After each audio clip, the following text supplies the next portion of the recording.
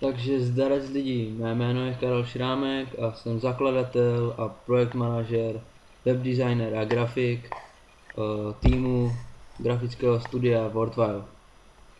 Tak tohle je menší informačka, o které bych chtěl říct pár věcí. Založili jsme nový kanál, určitě na něj běžte, jestli jste náš aktivní fanoušek, odběratel, tak v popisku videa máte nový kanál, takže určitě by se hodil nějaký ten odběr.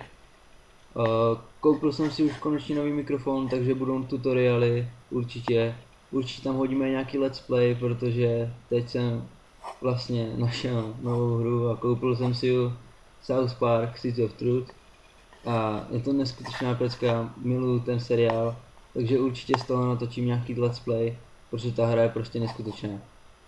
Co bych dál řekl?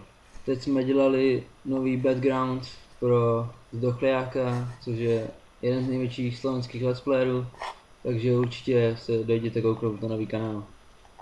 Nevíte, o co přicházíte, takže jo, dík, Šiego.